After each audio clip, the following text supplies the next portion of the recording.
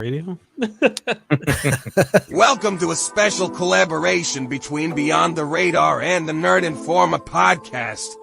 Get ready to embark on an extraordinary journey across America as we uncover 50 UFO stories from all over the 50 states. From the brush of Arizona to the forests of Maine, each episode plunges deep into the most compelling and mysterious unidentified flying encounters ever recorded. Join us as we explore eyewitness accounts, government files, and expert analysis that will leave you questioning what you thought you knew about the skies above. Only on the Oracle Talk Radio Network. All right, that creepy music gets you in the mood. Welcome, everybody. Hello, how is everybody doing out there? We have a special countdown, a 5-week thing, because, between the Nerd Informer and Beyond the Radar, one and done, we have a 5-week series for everybody. A 5-week series, 50 states, 50 UFOs. How about that? So how this is going to work is the three of us have divvied out all of the states, and we brought the best stories from each state to the show, and each week we'll be going over them in a rotational way, which is how we just decided, long-term planning. So we'll be going over each state, a specific story, and discussing about it, because listen, we always hear about the main ones, but over the United States, there's a lot of stories from a lot of places, and this stuff happens all over. So we want everybody to have their voice heard. We want every small town to be represented, and we want everybody to share in this wonderful countdown to Halloween. So that's why we did it. That's why we wanted to jump on here and do a little collab. What's life without collaboration? We're meant to work together, right? We're animals. So Ian, Tyler, how are we doing today? Doing great. I can't wait to talk about this. I'm doing good. Finding the stories that you don't hear about are the ones that we have to go searching for, but yet they're out there, and we come across them as exciting because I've never seen these ones. So I think talking about it with everyone else, I think you guys will also be surprised on the things you guys hear. So. Absolutely. And that's the thing. I don't know about you two, but in some of these, I got downright stuck. And then also / diversion, because the story was so unique or cool that I needed to learn more about it. Yep. And then I didn't get to the next one or the next one. And so, I was kicking that can down the road. Oh, yeah. Some of these stories are, they tell you a lot, but there's not a lot to read. So you're going to have to not use your use your imagination in a way, but it's just like you'll hear this one story, then you won't see it anywhere else. So it's going to be fun to talk about. Absolutely. You have to think, America, with TikTok being what, 5 years old, if that, 7? I don't even know how old it is. But before that, if somebody had a story, they couldn't just go out and get their phone, take a video, do a selfie, talk about it. People had to call in their local police. And I don't know about you guys, but I found a good amount of stories involving authorities, whether it's like a police or maybe a fire, law enforcement, EMT, which is pretty crazy. Oh, I've heard a couple of those, and some of them, even like the police are baffled when they hear it, and then they don't even know. So I've heard a couple of those. I have one with a former president. I can't wait to hear that. Extra credit if you can guess which president it is. I would say. Let me guess. Kennedy? I was going to say Kennedy. No. It's Nixon or Kennedy. Little early. Little early? I would love if Abe Lincoln had a story. I know, right? Or somebody completely out of the blue. Let's get James. Why did he really get shot? I'm just joking. I shouldn't have said that. I've thought about that before. Like, what did people do in Abe Lincoln's a great example. Like, what would he do if he saw an alien or a UFO? You ain't telling nobody because there's no media outlet really, other than a handwritten paper that doesn't at go that anywhere. point. You just look crazy for saying your story. You know what I mean? Oh, 100%. Yeah. He had enough people looking at him side eye. Lincoln did back then. Well, yeah. Oh, yeah. He had enough problem looking ahead. He couldn't be looking up. Yeah. I don't know. Maybe they didn't like that he liked the arts. Very true. Very true. So I've been to a what- couple plays that I could deal yeah, with. he fancied a playbill, if you know what I mean. Yeah. Oh yeah. All right, dead president jokes, and we're only 5 minutes in. This is Oh, going to be a man. wonderful 5-week run here. Uh, Everything we do is going to be on fives. Actually, that's kind of true because we each got 5 for you today. We're doing 15, Yeah. America. 15 quick 15. stories to get out to kick it off with a bang. We want everybody to be excited. We want everybody to listen. We could have went one at a time, but listen, that would take half a year. So let's let's kick it off with a bang. Ian, where are we starting at today? I'm going to start in Georgia with the next president. This president was President Jimmy Carter. I just had to do that. I like that. You I have made to. them You have for to. every state. I like it. I like it. I love that thing. I was messing with it before you got on. I'm like, oh, that's great, man. I was waiting for the animation. I'm like, come on. Yeah. Like, come on, A little do it. pulse. So Jimmy Carter All right. saw an alien. Jimmy Carter? We're Old peanuts, going Jimmy to Carter. Georgia. I like it. President Carter filed 2 formal reports when he was governor of Georgia, describing his observation of an unidentified flying object to organizations that collect and promote UFO sightings as unexplained phenomena. Carter filed a handwritten report in July of 1973 with the International UFO Bureau in Oklahoma. When the UFO Bureau in Oklahoma sent him a printed form and asked him to fill it out and describe the UFO experience. Carter filled out a typewritten report 3 months later when the National Investigation Committee in Aerial Phenomena in Kensington, Maryland, sent him a similar form. Both organizations wrote to Carter after he offhandedly mentioned it at a Southern Governors Conference. Carter was quoted as saying, "I don't laugh at people anymore when they say they've seen UFOs because I've seen one myself." I really. I guess you got to kind of take a governor word, right? Absolutely. It goes on to say the president's sighting was not an outstanding one. He recalled Hughes, who directed the bureau out of Oklahoma City. And began to give prominence to Carter's experience in speeches he had made about UFOs. What was outstanding is that it showed a new open-mindedness of people like President Carter and a breakthrough in people's attitude towards the UFOs. You gotta remember, this is the 70s, so there's still kind of taboo to, it's still kind of I would taboo say to talk they about were. these things. Especially if you're in government, military, or anything like that. Well, I give him props for being a governor first before president and saying he saw these things and then got elected as president. You know what I mean? Because it takes a lot. Yeah, you would think that might disqualify you back then. Did it say how they looked, or was it just he just reported it?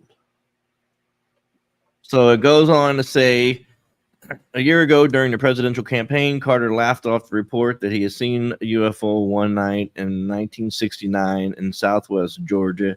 He admitted seeing a light in the sky he could not identify, but did not call it a UFO. A light appeared and disappeared in the sky, he told reporters covering the campaign. It go brighter and brighter. I have no idea what it is. I think it was a light beckoning me to run for the California primary. Oh my god! At least in his 1973 reports, in his 1973 reports to the UFO organization, Carter said he sighted a UFO in October of 1969 before making a dinner speech in the Lions Club of Leary, Georgia. Carter said he watched a UFO with 10 members of Leary's Lion Club for 10 to 12 minutes before it disappeared. Carter described the UFO at one time as bright as the moon. He said it changed colors and brightness. He said it also changed size from slightly larger than a planet to apparent size of a moon. Wow, that's huge. It seemed too small. Yeah, he said it changed size. So I guess it all depends on how far away it was. Your frame of reference is going to be all dependent on how far away it was. But it seems to move towards us from a distance, stopped and moved partially away, Carter said. It returned, then departed. It came close, maybe 300 to 1,000 yards, moved away, came close, and then moved away. Back then, I don't see anything. Carter of said the that object shape. was bluish at first, then reddish. He said it was luminous, not solid. Okay. Oh, He said he had not been asked or told to keep sighting secret and be freely allowed the organizations to use his name in connection with the sightings. He signed both reports, Jimmy Carter. He gave his occupation as governor and his address as the state capital in Atlanta. Wow. That's so yeah, we got president out here doing It's things. crazy on the size that it was that no one else, like, I wonder if anyone else reported that, because that's massive. If it's the Yeah. size of He the said he moon. was watching Well, it he with was 10 to with 12 people. So there's Oh, yeah, he was okay. with other people. It's I mean, at that size, that's better than what we see now, in a way. Yeah. You know what I mean? That's like really big. If it's the size of the moon, you're The like, size of the moon would be a gigantic oh yeah. mothership sort of type, Yeah. you know. And I understand it doesn't mean like the full size of the moon. It's just what it appears in the sky, but that might It's all your might frame be of a reference. mile wide. Yeah, oh yeah, dude. That's massive. Yeah. It's not, and it's weird. It's back then where we don't have the technology they don't have the technology we have now. So even if so, we couldn't get something that big, that bright, maybe in the sky. So like, that's huge. And if you're testing that, One you're of the not gonna guys be that anywhere near was where the writing president about is. it. Yeah, for sure. One of the guys who was writing about it, huge, said there was a wave of UFO sightings in the South in 1973, including a report by 2 men in Mississippi that said they had been kidnapped by reddish-looking men with wrinkled skin who landed near the home in a weird-looking spacecraft. By fall of 1973, the UFO sighting wave had spread to Ohio, where a deputy sheriff said he followed one for 45 minutes from his police cruiser. So it sounds like it kicked off a wave of UFO activity that people were starting to report. I guess if Jimmy Carter reports a UFO, you can. Yeah. Yeah, you probably should follow that one up. I mean, if the you're weird thing is I've never heard of that. gonna buy any of them, I mean, I didn't either until I find it. I was gonna save it because it had a president in it, but it was. I figured I will start out with a bang. I don't think I've ever heard of that story of Jimmy Carter at all, or even that UFO. So, I mean, that's. I think pretty I've heard massive. about Jimmy Carter believing in aliens, but I don't know. Never heard that actual story or why There's he been a believed in few. them. Clinton has. What? Nixon would get drunk and take Yeah. what's his face over to his secret bases. Yeah. Honeymooner. That's Jackie my Gleason. favorite story of all time. Jackie Yeah. Gleason. Jackie Gleason. Yep. Yeah. Yeah. Now We were I ended bet up you building an Jackie entire Gleason thought he spaceship could like in drink his until he met backyard, Nixon. and Oh yeah. I'm sure he drank his way to see some UFOs. Yeah. Maybe. I mean, you don't do Watergate without imbibing. Yeah. Oh yeah. Yeah. Yeah, for sure. No, but the fascination, I'm going to get this out. I'm going to say it. I've said it on so many shows before. I truly don't think the president would know. I think they would keep that away from him. And As if in- they I did, agree with that. Yeah. if he ever found out, it was through secondhand means, not because they came in and said, okay, you're president, time for your presidential education where you have 6 weeks and this is what Right. we teach you. You know what I mean? Like, I don't think it would be from that. Because why would he have to know? You know, keeping information wouldn't from need to know. him means if anything bad happened to him, he doesn't know a lot. That's true. Yeah. You're Yeah. right on that. Plausible deniability. Yep. Yeah. It's exactly it. Going back to our movie. Yeah. That's it. Yep. Yeah, there you go. Wow. So that's wonderful. Georgia. Yeah, the Georgia. Look at that. Kicking off with the Peach State, you know, peanuts, all that kind of good stuff down there. Braves, I'm not a big fan, but that's all right. Let's move on to a wonderful let's move a little northwest of that, huh? We're gonna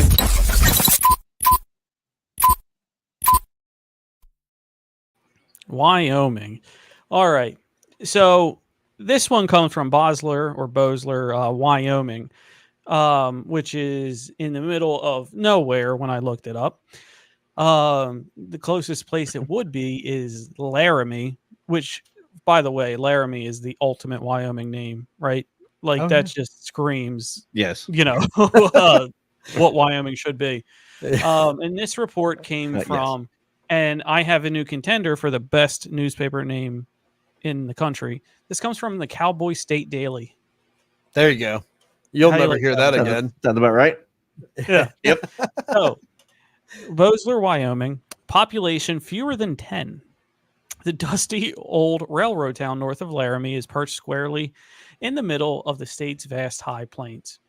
A man, Paul McGuire, ranched 5,000 acres spread east of there through the 1970s and was born and raised in nearby Wheatland. McGuire was a Wyoming cowboy through and through, the kind born in a pair of Wranglers and a pearl snap shirt. Oh, I forgot about the pearl snap shirts. Oh my god. Handy with horses in a quiet, sturdy way, and unlike most of his ilk, he was not given to drink. A hunting trip with in-laws changed McGuire's life course. He would never be the same. While they were out hunting wapiti or elk in the Tetons early in October of 73, McGuire and his brother-in-law became lost. The pair experienced what was later described as an orange glow in the sky. They eventually made their way back to their pickup with an eerie feeling and unable to account for several elapsed hours. It wouldn't be long before aliens would make contact again. Though, at the time, McGuire chalked it up as just a weird hunting experience. Strange instances of cattle mutilation were the news across the country beginning the next year in 1974. McGuire had his own close encounter on August 30th, 1976, when he found one of his calves dead, missing its nose and ears. The Oh, wow. rancher camped out that night to catch the culprit. He and his cousin Mark Murphy, guys, that's another Wyoming name. We got chocolate. Witnessed Yep. lights streaking across the night sky. They followed the lights with rifles in their hand, yes, but could not find where it went off to or if it even landed. The next morning, they found another dead cow. Again, no tracks, no footprints, no sign of struggle. Nothing unusual except a dead cow missing or with organs and sex parts missing. McGuire called the Albany County Sheriff, who came out to take the photos. September 5th, so this would be, so this is just a week later. September 5th, on a routine head count, found a cow missing. The lights came again 1 week later on September 12th. The sky was ablaze in orange. McGuire recalled 5 distinct crafts this time hovered low to the ground, and 2 of them actually landed. Shadowy figures could be seen through the spaceship's windows, walking about and pointing outside at the Wyoming cowboys. The spaceships returned that night, and McGuire was ready. He snapped several photos on the scene, Polaroids. Oddly and predictably, none of them came out. McGuire was at his wit's end. He decided to enlist more witnesses, one of them being a man named Jimmy Ashley and a dog named Bear for protection. One night, while camped out north of the ranch, Bear started barking. The trio woke up and saw the craft had landed again. McGuire recalled Ashley walking right up to it as if in a trance. He touched the ship and was immediately engulfed in flames, although he did not appear to be burning. Ashley was actually unharmed, but never the same, according to McGuire's son David. McGuire filed a report with the APRO, the Aerial Phenomenon Research Organization, in 1976, claiming visits from extraterrestrials were a regular thing on his ranch. If McGuire's story isn't outlandish enough, it takes a more bizarre turn in 1977. Stymied at every turn, trying to find water for his ranch, McGuire had run out of drilling companies that would help him. Dozens of failed holes and scores of expert geologists told McGuire he would never find water in the arid prairie basin where his ranch was situated. Undaunted, McGuire convinced a well driller, Rick Henderson, to try. He promised they would hit water within 10 days. He had a vision. Whether a dream or deja vu or an actual recollection of what happened on that fateful hunting trip, McGuire suddenly knew right where to dig. He piled 3 rocks to mark the spot, Henderson began drilling. They made it 275 feet, deeper than any other hole he had dug on his ranch, but still found nothing.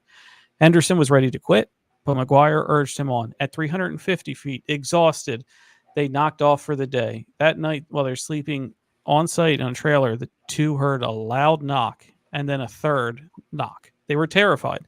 Water began gushing up from the hole. McGuire had hit a deep, dependable aquifer, pumping 5,000 gallons of fresh water to a parched prairie where everyone said the rancher would never be able to irrigate. If friends and neighbors were laughing at McGuire before then, they suddenly took notice too. But so did the mainstream media. McGuire actually appeared on ABC's Eyewitness News March 5th, 1980, where he said a UFO landed on his property 25 to 30 times. Wow. Mass media couldn't get enough of the Wyoming rancher who regularly met aliens. The National Enquirer ran a headline, "Farmer, aliens use my ranch as their landing place." And this was published March 24th, 1981. The Casper Star Tribune published several articles on the local celebrity. And McGuire would come to call these alien star people because they were human-like in appearance, 6 feet tall, around 200 pounds. They had large eyes, thin lips, and hairless with no bridge on the nose. Their clothing was all black except for a silver belt buckle resembling the Star of David. And they warned of a coming climate apocalypse and instructed McGuire where to dig. The Star people promised they would bring an underground river from Canada to his ranch if he flew the Israel flag over his property. Oh my God. That, Well, first off, I've never seen an alien wear clothes, or heard about it. I would say clothing. Seen a lot of aliens, have you, Tyler? here, All the I'm ones gonna you see share are naked? Like, what are you telling me this here? was what he drew of it. Oh wow. Okay. I mean, Now, in typical doable. Wyoming fashion, he drew the gun too. Well, of course. the wrong That's what I way. am. Welcome to America. America. That's America if I ever heard it. But yeah, that is Wyoming story in a town of less and mainstream media, not just local, ABC, Eyewitness News. And this was over a period, the first one was in 73 and this went all the way up until 1981. I would love to. Yeah, it said 1980 is when he went on TV. So it would be Yeah. like that. Right, gun will Nicole? help. Exactly. Yeah. Mystic Nicole, I hear you. Mystic Whispers podcast. Like that know. gun will help. Yeah. Nicole. They we'll actually get you on asked a for good question. California one. She actually asked a good question. She said, "I tend to see UFOs before some storm. Why is that?" Very interesting. The static. I've seen a lot of storm, especially lately. I've seen a lot of storm videos that have UFOs in them, like lightning will flash and you'll see a UFO fly across the sky. I'm wondering if they just think maybe it's more cover. Maybe they're just better hidden, just flying through the clouds. Clouds are the bigger clouds. It could be that, or it could be that. that maybe they travel better with particles that are electronically charged. As in, we don't do well with our climate right now, especially as currently constructed. When it rains, we go inside.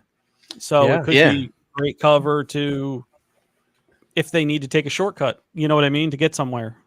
Oh yeah, that's an interesting theory, Nicole. What do you guys think of that one? I actually kind of agree that could be a good reason. It's the best time where they're not going to be seen because everyone's inside. Yeah. So it's there's definitely that. Yeah. Good. I would say it's a good theory to it. I didn't want to get sidetracked. That's just an interesting question. But no, it is interesting, and it's also cool to think about. Like, what if they use the particles from a lightning bolt before, like, they're energized for a lightning bolt? What if they use something from that? I mean, it could be multiple things. To be honest. Yeah, I mean, we don't have to. We don't know how they work. Nobody paints aliens into a corner. Yeah. But no, I mean, it's fascinating. It could be something as simple as that. Hey, there's free energy. You know what I mean? Like, that's exactly it. Imagine us if we're driving down an interstate. You know what I mean? You guys got 95 down there. Imagine driving down 95, and every once in a while there'll be just a a place with free gas. You just get out, pump, and then go. You know what I Yeah. mean? Like, I would stop there. Exactly. Yeah. But it's a smart thing to think about. Like, I never thought about it that way till now. Is in like when it's raining and it's pouring, people are inside half the Yeah. time, or they try to get inside. So it's the best Yeah. time not to be seen. So it's actually really cool to think about it that Yeah. way. That was Wyoming, guys. All right. That's a crazy one. Where are you taking us, Tyler? We're gonna kick off the next one at Tennessee, Oak Ridge. Oh.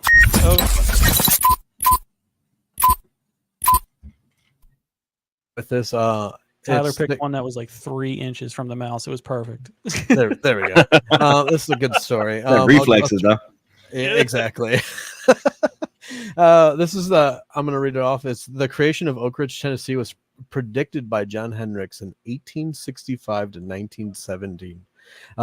40 years before the founding of the city in 1942, Major General Leslie Groves chose this rural site as a location of developing materials for the Manhattan Project. Late in 1942, says K-25 S-50 as in Y-12 plants were built in Oak Ridge to separate uranium-235 from the natural uranium. It's a permanent town was built at the end of the valley to accommodate the large number of workers who participated in the project before the end of the war. The population of Oak Ridge, it said it was to be 70,000 people. It says was shifted in civilian control in 1947. However, for a few days in October in 1950, it seemed like the UFOs were taking over the town. So this is actually a decent one. It says the first encounter took place on October 13th at the Atomic Energy Security Protocol Trooper Edward D. Reimer and John Moneymaker was his last name. It's a weird last name. It says the caretaker from the University of Tennessee Research Farm observes some sort of aircraft making an outside loop at 12,000 to 15,000 feet above Solway Gate in the control zone. It's the pear-shaped object. It's a pear-shaped object. That's actually really weird. Beat up pear-shaped. Pear-shaped object which left behind a distinct vapor trail, went into a dive, then slowly flew up parallel to the ground. When the trooper Reimer walked toward the object, it suddenly shrank in size and began moving it says southeastern in a complex series of maneuvers. The object managed to clear a 9-foot chain link fence, a willow tree, and a telephone pole before soaring over a hill a mile away. It says Joel Zaricki, captain of the Atomic Energy Commission Security Patrol, also saw the unidentified flying object and described it matching to be the same as Reimer's and Moneymaker's. This is on October 20th at 3:27 p.m. Pilot Wolf with 5th AW Fighter Squad was sent a mission to investigate a radar sighting with several targets in the area. Wolf radioed back to the objects where between the 25 miles away of Knoxville Airport. He was unable to identify any of the objects. It says another eyewitness account of a UFO occurred on October 20th at 4:55 p.m. It says Larry P. Riordan, the superintendent of security in the control zone, was driving on his way to Oak Ridge. It says agricultural farm when he saw a balloon-like object directly above the University of Tennessee Agricultural Research Farm. It says something seemed to be hanging below the bottom of the object. The balloon, which was a gunmetal gray in color, between 8 and 10 feet long, hovered about a quarter of a mile from Roridan. I guess it's a town there. He said he drove around the curve and the object seemed to be growing thinner and thinner. Rodon says the UFO exactly was the same time. Oh, it says the UFO exactly at the same time the pilot saw it. Pilot Wolf saw his own, but it was about similar in description. And it says on October 23rd, an unidentified man was driving on Benton Valley when he saw a flying object between 1,000 and 2,000 feet above this elementary school within the control zone. I guess it's kind of weird that the elementary school would be right there, but It says the control zone. He described the object as an aluminum flash. He says he was moving southeast at first. After it crossed the road, it entered at a rapid descent and noisily disappeared over the ridge at the same time. It says a Grieger counter, how they wrote it, registered reading for alpha and beta particles. It's really weird. Wow. Oak Ridge. Oak Ridge. Ridge. I've never even heard of Oak Ridge, Tennessee. That's an interesting story because it kind of lends credence to the UFOs hover around. Mhm. You know, they're separating uranium Nuclear and stuff, sites. like nuclear sites and stuff like that. So that makes a lot of sense. I wonder if it's just they can pick up those kind of things that they would need maybe to power something. Maybe their UFO is or something on their planet. It could be anything really. But there's a couple things in there that stuck out. One, more simply, isn't it odd when we hear a UFO story where it's making noise? How many dozens and dozens and dozens where they're like, I didn't hear anything. It didn't make a sound. It was quiet. It was this. But when it moved noisily, I would have to think there's something wrong with it. You know, maybe that's why they were looking for it. Like, maybe. Are they riding around in the Dodge Neon of spaceships? Right. SRT4 that's just extremely loud. Maybe they wanted that. The joke.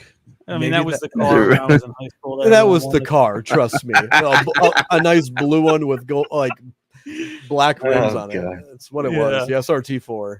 Yeah, but sounds like a tractor. Yes, exactly.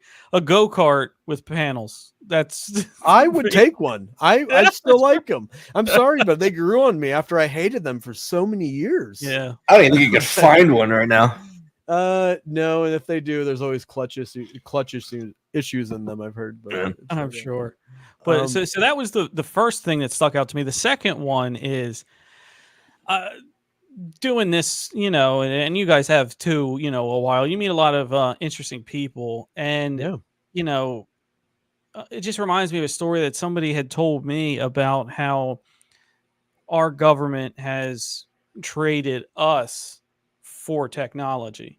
And if it's around there, they could just, if we were to buy it, they could just be going to work. They could just be going to help us.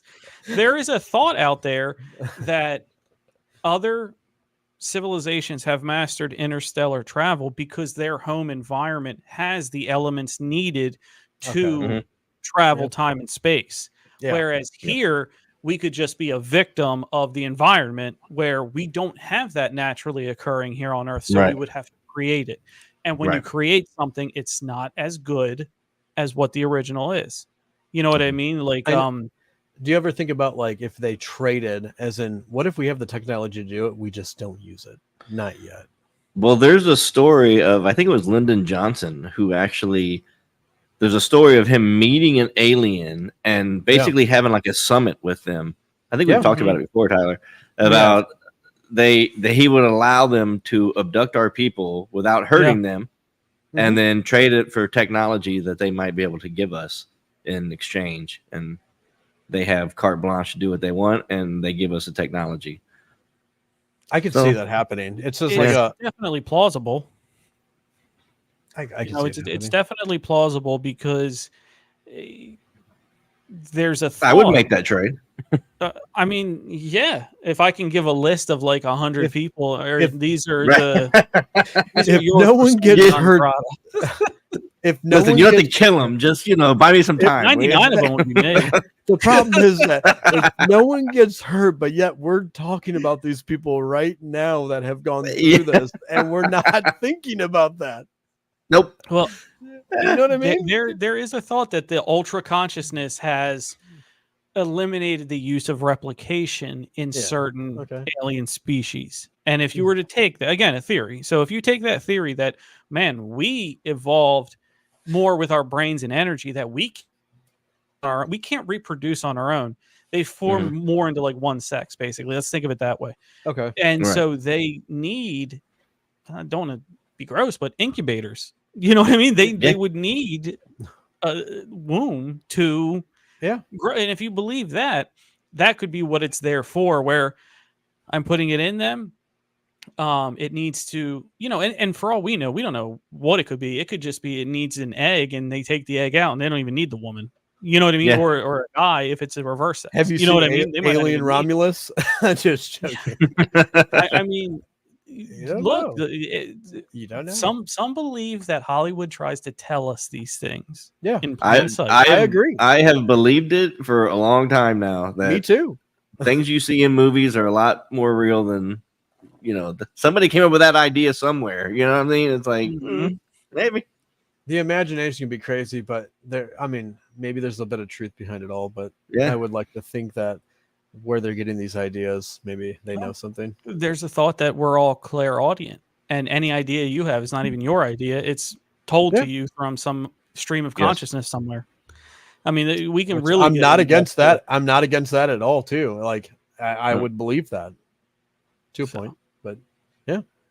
Oak Ridge, hiding secrets other than the Manhattan Project. It's a really cool one because I've never heard about it either. I've never heard about Oak Ridge, so it's fun to hunt for these. It's a fun hunt. So yeah, I know you are, Nicole. She hears things.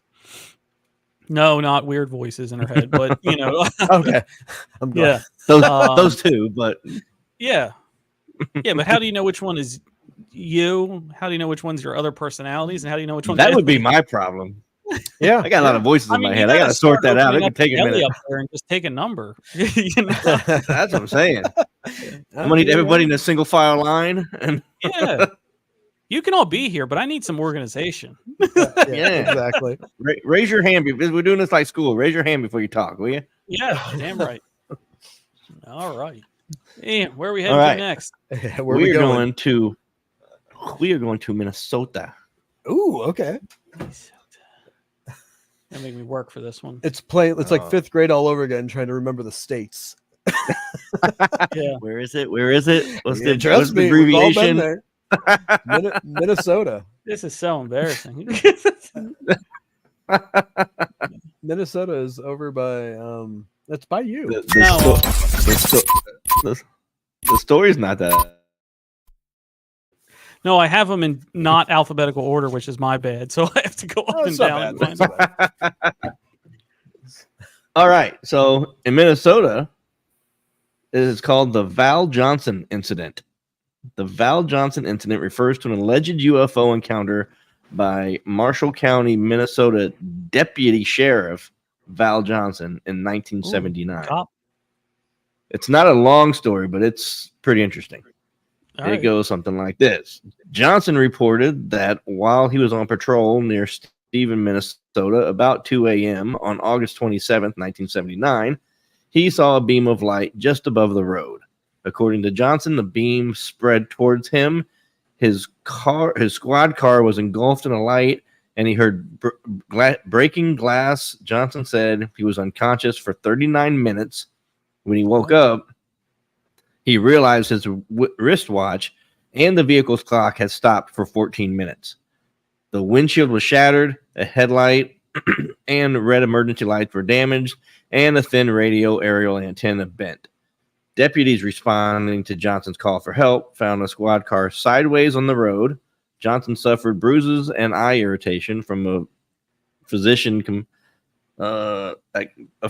compared to welder's burn. I don't know if you ever had welder's flash, but that is terrible. Oh, wow. Yeah. All right. It's like sunburn for your eyeballs. It is the most uncomfortable thing, and there's nothing you can do about it. So he had that, and when the story received national publicity, Johnson told reporters the sudden attention had caused him and his family a great deal of emotional strain. On September 11th, 1979, Johnson appeared as a guest on ABC's Good Morning America program. Ufologists, including Alan Henry and Jerome Clark, considered the incident significant, with Clark claiming that Johnson refused to take a polygraph test because Johnson believed it would only serve to satisfy people's morbid curiosity.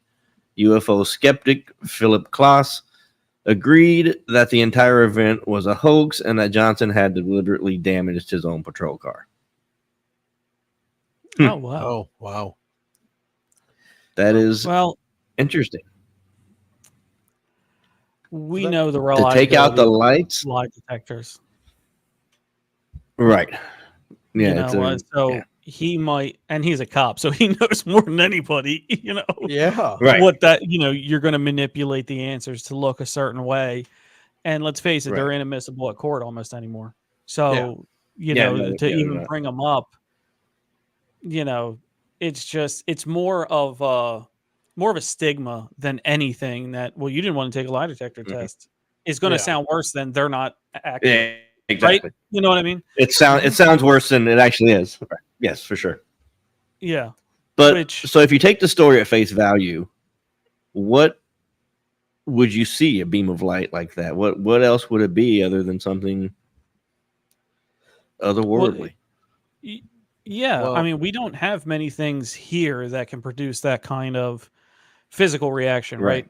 You talked about Well, welder's blowing up flash and that sort of thing. and the windshield crack or busting out. Yeah. I mean, is a welder's flash going to break your windshield?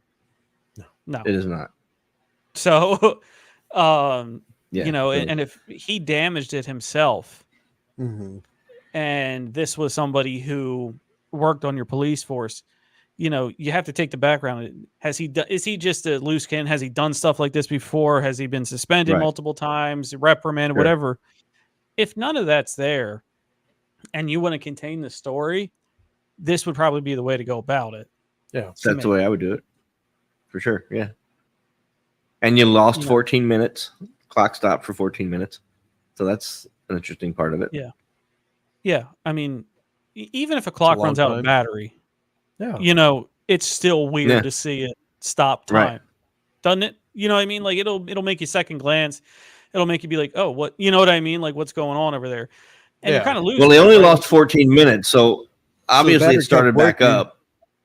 Yep. Right. Something's kept working because he was unconscious for 39 minutes total from what the story says. I don't know how you noticed that. I guess. How did you notice 39 minutes if it was off 14 minutes from? Yeah, that was. I don't know how long. How you would know he was out for 39 minutes. If the clock's only 14 minutes. Unless he had like another. You would need a secondary clock that was still working. That's exactly it. Yeah. Yeah. I mean, I'm saying it's not. But could have had a like to do that kind of damage, he didn't roll the car. Obviously, you'd be able to tell that. So to damage the aerial antennas, you'd have to something would have to hit it. So it'd have to be some sort of impact right over top. Yeah, and to break the windows and stuff. That's true. That's a lot. Yeah. Yeah. It was a short story, but I found it very interesting.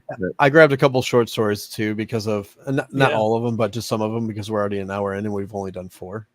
We have a lot.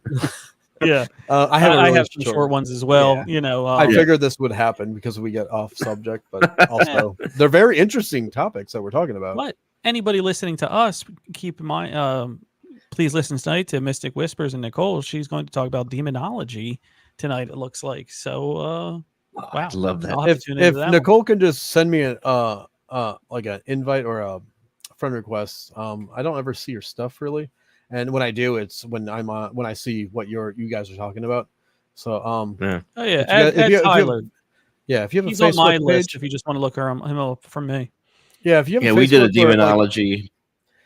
That one was excellent. It was such a good conversation. That was one of the best interviews we've ever done. It really was. And like I'm telling you, Tom, you have to talk to this person. James Anito was his name, and James Anito is his name. He's a demonologist, and he's super smart about it. He knows so much. He has gone through the ranks to get where he's at. Yeah, school. He's very well educated, and this guy he is so good at it. And I mean, you have to hear his story. It's awesome. Send him my way. You will love him. He's awesome to talk to, and he's not one of those that it's like a dull moment. That guy will talk your ear off because of how much he has to say, and it's like it always keeps things interesting. Off subject, but let's get on to the next one. All right, yeah, on to the next one. We're talkers, but no, it's all good. The next one we're going. Most of these are shorter anyway. That I have. I started off with the longest one. I have a couple long ones, but okay. We're going to go to Mason-Dixon country.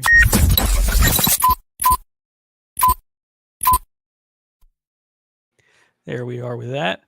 This one comes from the wonderful state, Black Eyed Susan of Maryland. Oh, there we And this story comes from it's probably my most recent one from 2023. Oh, wow. In the push for Okay. disclosure, there was a lot of people that came out in Maryland because the whistleblower testimony is in DC. Maryland's right there. Yeah. Um, a lot of people came out and started flocking to MUFON and the National UFO Reporting Center to list and talk about what they had. So this comes from is all but 35 minutes away from where I grew up, right over the border in PA. This comes from a man who his name is Greg Facello.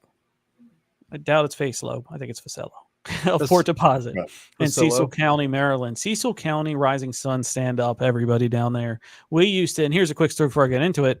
When, PA, when I was just 21 and we were drinking and all that, we were right on the border. So we would just hop across the border to Maryland because their places were open till 2 a.m. and they serve beer and gas stations. And PA, our Quaker ass state, you had to be in bed by 8 o'clock. So, Wow. you had to be in bed by 8 o'clock. You couldn't sleep with your wife until she's married. And then you had to have a full length gown to go to bed. That's what we were doing in PA. Wow. So I could not make out what was on top, but there were 4 spinning discs underneath, and each disc was a different color. I was outside with my dog and heard a loud, yes, Maryland, heard, H-E-R-D, he spelled it, heard a loud, you heard a loud noise in the sky. When I looked up, I saw 4 large discs. Each disc was a different color, blue, red, white, and I could never make out what was the final color. It flew over my house. I called for my 2 boys to come outside and see it. I thought it left, but it flew back over my house again. As it was getting further away, we saw things were shooting out of it. It looked like stars with blinking lights on each one. There had been a big flash of light, and that 4-disc thing was gone. All of the blinding things that looked like stars were left behind. And then the whole sky filled with these blinking things. They were in groups of 3 in a boomerang formation. I counted 13 sets of 3. I went into the house because my children were scared. I calmed them down and went back, and all of the outside lights were gone. And that was the story. And apart from this, in this CBS News article, by the way, not just a local one, there had been 1,923 reports from the state of Maryland alone over the last 4 years. I don't know what the future has in store for Maryland, but I am encouraged that more people are coming forward and the government recognizes the UFO phenomenon, that it is something worth their attention. Many reports focus on the U.S. East, West Coast, Middle East, and South China Sea, but Greg Facello of Port Deposit went to plug his car and found something very strange, definitely flying over the skies of Cecil County. And he went on to add in the interview portion, it went across the sky and lasted for only 30 to 45 seconds. And if it was a shooting star or comet, I wouldn't have bothered to send it to you as I've seen them before. This looked like it was intelligent movement and nothing like I've ever seen before. Greg, Port Deposit. That I could see that being really crazy, but like 2023, the only thing that comes to mind when you're hearing the whole thing is I think of drones. Because there's 13 sets of 3. So yeah, 13 sets of 3. Yes. Now I will say in his defense, this Port Deposit, Maryland, is Amish farmland, corn, wheat, mushroom. It's not a lot of drones. It's not a city. I mean, I'm not saying it can't be. I can't say the Port Deposit School District doesn't have a drone team. I don't know that. I would only see it as a way someone wants to pull a prank and be like, that's their god now, and they make it look like something in the sky to the Amish people. You know what I mean? Not saying that would happen, but I'm just saying I could see pranks being happened. Not saying I would try that, but I'll be right back. I've seen too many memes of this, but they do it over like indigenous people. They'll use drones to like make a face. But I'm not saying it in a bad way. It's just I've seen these things online. Yeah. But, 13 sets. Damaging our Inuit American relations. I just wish they said if they were like spaced out enough, or it was like like 13 sets of 3. That's a lot. So, I mean, that's 39 minimum. Yeah, that's a. I mean, 39 that's, hillbillies with drones, or one man with 39 drones. You can't operate more than one, right? At a time, you have can, to. you have to, but you have to do it You with a can computer that coordinate can them, run yeah.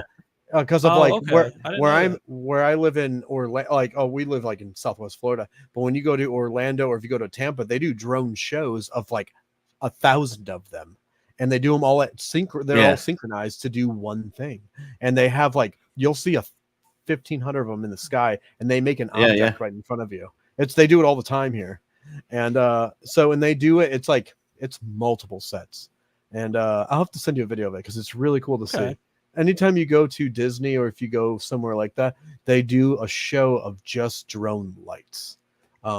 I think I've seen some of that on like TikTok, just a clip of it or so. Yeah, they do it all the time here. Yeah, so it's like that's where I got that from. I'm like, maybe, but you never know. I mean, if it wasn't, that's a lot of lights right there. Yeah. Tell if it's a UFO or a drone. I would say for if it's Nicole writing, I think it is. Yeah. The only way you can really tell is if you've operated one or if you've seen them. If you've seen them in person when they're doing a show, be like, okay, I know right now that has to be a drone because there's like with my drones, you have to get like an F-107 like on certain drones that weigh over 250 grams to even fly that thing because you have to have it registered with the FAA. You have to, or if not, like it's illegal. They'll find out that you're flying it and they're gonna send you a ticket, and it's like massive ticket. You know what it is? Yeah, it's an F-107 you need to get. You have to actually take a pilot course to do it, to even fly one of those that are over 250 grams.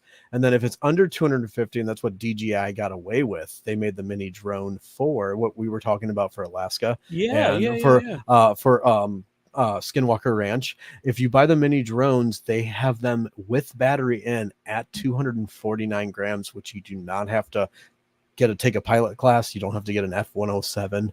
You don't have to do any of that. So they really dodged a bullet, but it's kind of cool if you read into it. But yeah, you'll know the lights. You'll know the lights when you'll know okay. So it's more like a pilot thing. Once you've operated, you know what to look for in that realm. Yes, yeah, exactly. But that just reminds me of all the companies when Obamacare came out. And if you have over 100, I think it was 100 employees, you have to offer health insurance. And so people would have 99 employees and then open another division. Exactly. Make people part-time or something. Yeah. That's exactly it. I mean, they got away with it perfectly. Yeah. But the thing is, like, more and more people that don't know about that with the drones, it's like you'll see one in the sky, like, oh, dude, what the hell is that hovering above my house? You don't even know what it is because of it's blinking. Well, the thing is, people cover up certain lights. They have green lights, red lights in the front. It's red in the rear, just like brake lights, green in the front. And they also have like a dome light that will actually flash down. That's really bright. So you'd be like, what you're like, what the hell is like over me? And it's like, it'll be a light above you. And it could be like 50 feet up. And you'll have that light on you. Like looks like an alien kind of in a way. And again, it would probably be, it's hard to make a move like, yeah. And it's hard to make a move organically. Like they're very, up, down, left, right. They like can be UFO you maybe see. Yeah. It depends. Like if you have it in sport mode, I mean, Ian's seen me fly them at work. Like, dude, you can make these things go fast. Like mine went like 55, they have drone racing at like 3 a.m. on like ESPN4. Yeah, and some of these drones, I'm not lying, they go about 160 miles per hour. Yeah, so it's like they get old warehouses and just set up a big obstacle course, and they go upstairs and around corners and through obstacles and you have to wear a drone camera helmet that it will even because you're going so fast you can't even comprehend it when you see it. You have to be the person flying it to even see it. It's crazy. And there we have sorry about that. We go rambling a little bit, but we're all good. This is a very short story. The next story with me is going to be in Jackson County, Mississippi, and it's about abductions. I made this one pretty short. So I'm looking. it's down south, right next to Alabama. Dreamboat. So this one right here is in 1973, which is Charles Hickson and Calvin Parker claimed that they were abducted and examined before being released by aliens while fishing near Pascagoula, Mississippi. And so this is just an alleged abduction, but they stuck with it to the end till they both died. Calvin Parker died in 1954, and Charles Hickens died in 2011. Oh, sorry, he died in 2023. Age 68 and 80. So they stuck with it to the end with their story. Yeah, they did. So it was a long one. It says on the evening of October 11th, 1973, 42-year-old Charles Hickinson and 19-year-old Calvin Parker told Jackson County, Mississippi Sheriff's Office that they were fishing off the pier on the west banks of Pascagoula River in Mississippi when they heard a weary whizzing sound. So it's another UFO that makes another sound. Saw two flashing blue lights and observed an oval-shaped object 30 to 40 feet long, 12 meters across, they say, and 8 to 10 feet high off the ground. So that's actually really low to see a UFO, in my opinion. It says Parker and Hickinson claimed that they were conscious but paralyzed while there were three creatures with robotic silt mouths and crab-like pinchers that took them aboard of their ship to be examined. Yes. You lost me at crab-like pinchers. Yeah. You never know. You never know. But I've heard some crazy stories in Australia, and we both know this ain't the craziest one. You're right. So it was a really short story, but like I had to get that out there. That should have been in the Maryland one. Yeah. It's crab-like pinchers, and they got taken aboard to do experiments. I do not want to be a part of any of that stuff. How are they even holding the scalpel? That's what I'm wondering. This is very true. Like, what if they have a robot? I mean, these guys were committed, though. I'll tell you. They did it. Yeah. They said this till the end, till they both died, and one was 19 years old, and the other guy, was 42. So that's very convincing. I mean, they're very far apart. I mean, if I had crab people experiment on me, you're damn right I'm saying that till I'm dead. Me too. I'm just saying. That's not when God damn it! It happened. You can't deviate from that story either. Like once you say crab claws, like you're committed. I mean, like I would say so, but it's like, I mean, some of it doesn't make sense in a way, but it does. Like we can't take it out like it's not true because of like we want these abductions to be real so we can believe in this. It's like, but the pinchers, like I've never heard of an alien having pinchers. Claws. The only thing I'm thinking of is that they're fishing in Mississippi. They love crawdads. So maybe there's some stories they got mixed a mutant crawdad. You don't know. I'm just saying, like I'm trying to be on their side with this, but it's very hard. I want to believe. A story of a Pascagoula River monster that I've heard about, but I don't know. Have you really? Yeah, that's actually a thing. From some documentary or some show that I've heard back in the day. I know that's really, yeah. Because once you said Pascagoula, I'm not going to forget that that name. Yeah, I don't know if it has anything to do with this or not, but I this have was heard in the of that 70s. one. So, but there is one belief from somebody who I have talked to in my course of doing this stuff for a bit now, that they believe that a lot of animals on this planet are in the mold of actual alien civilizations. Okay, you've heard of the mantids, Mothman, the feline, dog, Sirius, I think it is. Sirius, yeah. So, some do have the belief that these animals here are in the form of their ancient ancestors. You know what I mean? Civilization ancestors in that way. So to have a crab person, if we would have to be stretching and assuming that theory is true, we'd have to be stretching with a crab person. You know what I mean? Yeah. To do all of that. The anatomy doesn't seem to line up, but No. if they believe it, which they were committed to it, if it wasn't true, they were committed to it till the day they died. I just Maybe think there is of something. Futurama for crab hands. I don't know why. I have I a go to problem Futurama. now. What's the problem?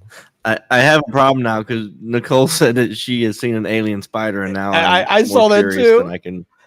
Then Trust then me. I can tell you. I She hope has- it's. So Nicole Now reported it's that messed- story on Beyond It's the messed Radar. up my whole thing. She reported that story on his dashboard or submit your story map that I have on there, and what that Okay.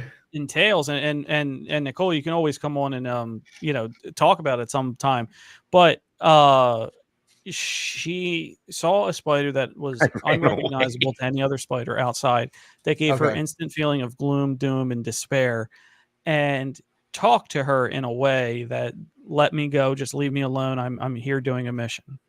That's where that is. So she Oh, got the man. feeling of that. It's terrible. And this was Or outside. was it- This wasn't in her house. This was outside by, I think was going to her mailbox.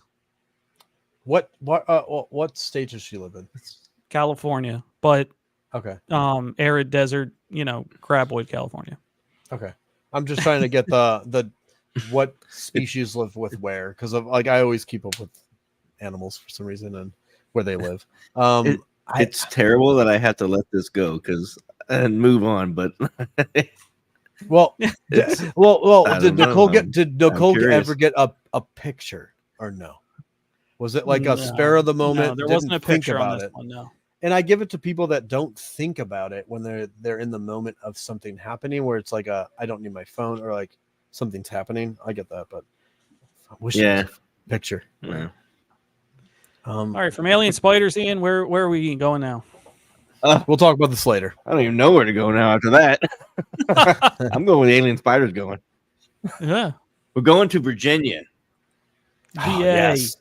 West Virginia. No, not West Virginia. Oh, Virginia.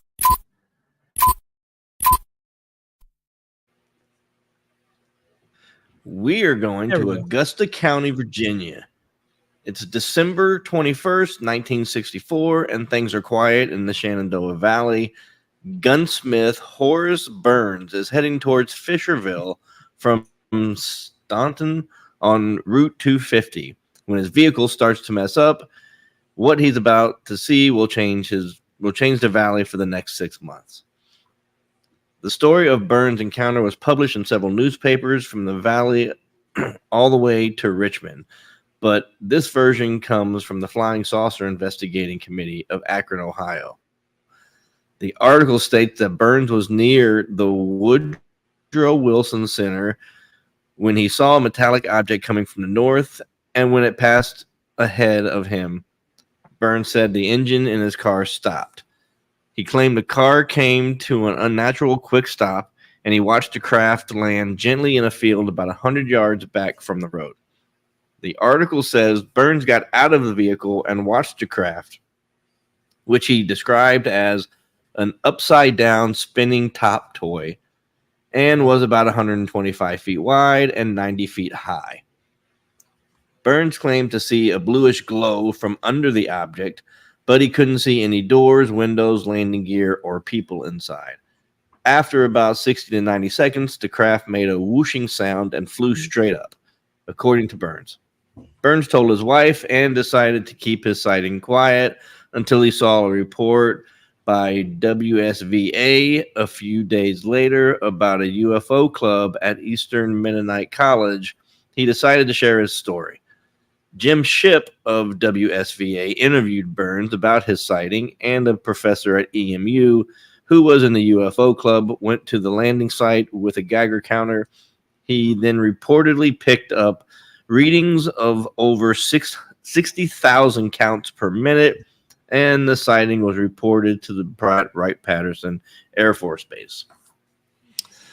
Agents from the top secret program, Project Blue Book, were dispatched to investigate, including Sergeant Dave Moody, who was one of Blue Book's top investigators. After their arrival at the airport, word spread that military investigators were in town investigating the reported landing. A reporter asked Moody what he thought about the sighting, and Moody told the reporter, "This is an unusual sighting. If it was routine, we wouldn't be here." That's interesting. It's the second one tonight that we have bluish lights. Yeah. I never hear of blue Yeah. lights ever. You know what I mean? Like, we always hear red, or we hear orange, we hear, yellow. A blue's That's a big craft. I mean, 125 That's feet, 90 massive. feet tall. That's a big That's craft. That's a huge there were some craft. other Let me check the sightings. one for-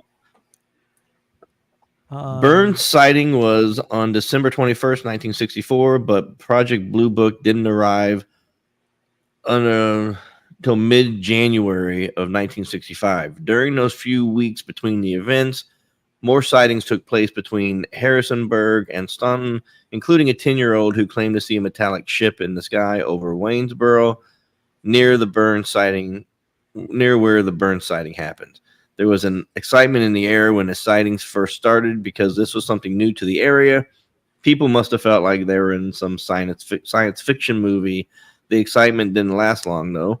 An article dated February 1st, 1965, from the Journal Herald newspaper in Dayton, Ohio, says almost daily Virginians are reporting UFO sightings, and some claim to see Martians running around at night. Wow. And that was a quote from the Augusta County Sheriff, John Kent, and where he quotes saying, "This thing has gotten completely out of hand."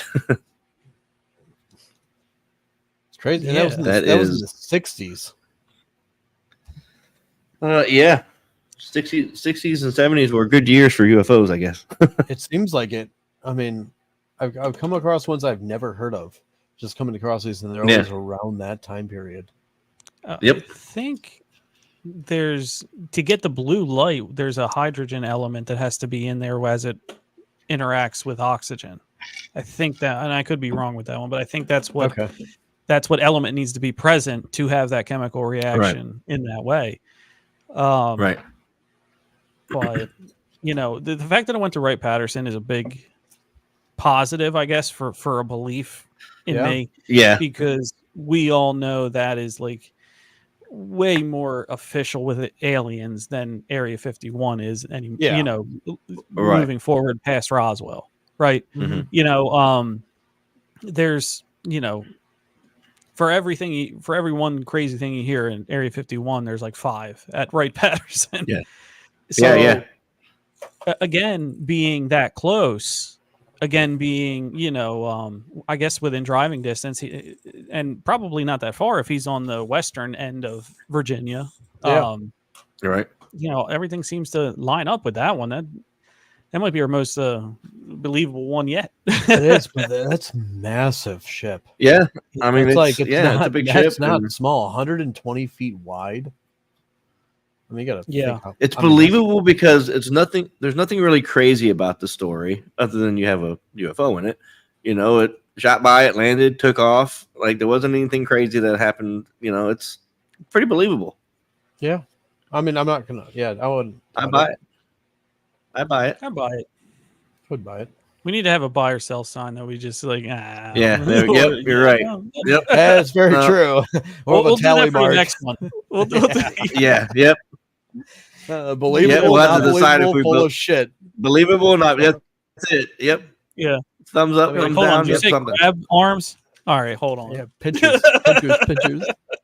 I'm just thinking of Futurama. I don't know why. I just think of Futurama. No, you're exactly right. Yes. It is Zoidberg. That's exactly what. Yeah. And if they whooped and walked sideways, sideways, Zoidberg. That's it. it's Zoidberg. It's the only thing I can imagine when I hear that now. It's because you don't hear it anywhere. You're 100% right. Anything. Well, Hollywood hides things in plain sight, so we just proved Futurama is all true. You called it. Yep. And I identify the fact that they took a Geiger counter out, and you're very true. They took a Geiger counter out and used it, and they found 60. I wonder what the normal. You said it was 120 counts per minute it would be. You said it was 120. No, it's they picked up a reading of over 60,000 counts per minute. Okay. I don't know what the normal reading is, but that'd be an interesting thing to find out. Yeah, we all to are research on the that a little bit computer. Yeah, that's for sure. yeah. I probably could have researched that a little bit better before we did it, but I'm looking right now. It'd be interesting to see what the norm is, though. Okay, so right here, that would be 10, 15, about 15 times the average radiation for a U.S. citizen. Wow. Okay, that's a lot. So that would be high. Yeah. That'd be high. It's half. It is high. The lowest dose to be linked to cancer risk is 100,000. Okay. Oh, so they could it's have not terribly high then. Okay, but it's high. I mean, it's definitely high. So it's not it's not natural. A full year of radiation where the average person has. Meanwhile, you're getting zapped with 3,600. Amounts of radiation a year, and you don't even know about it. So it's definitely higher than natural. So okay, yeah. By a good amount. That one's believable. Less of an amount to kill somebody, which is probably the happy medium that they want to be at, not to disturb this organic environment. Huh. Yeah. All right. Let's head back to the Midwest, right? Okay. Here we go. All right. Let's go. Where we going? Okay. There we are. Nebraska. No sound on those ones. No. Yeah. So this was a slash of sightings in North Platte, Nebraska, which is roughly, I want to say, it's 3.5 hours west of Omaha. Okay. So deputies, again, another cop one. Deputies invest UFOs near Jeffrey Lake. 2 deputies investigated the sighting of an unidentified flying object in the sky south of Brady on November 21st, according to Lincoln County Sheriffs. And the year is in 1960. I got to look at the other one. It's in 1963. So, although both deputies and the man who called to report the lights were dancing in the sky observed them for more than 15 minutes. So this isn't a seconds thing. This is minutes, solid minutes. They could offer no explanation about what they were. One deputy who has extensive amount of military experience and has witnessed a lot of military maneuvers firsthand said he's never seen anything like them. They could not explain what they were.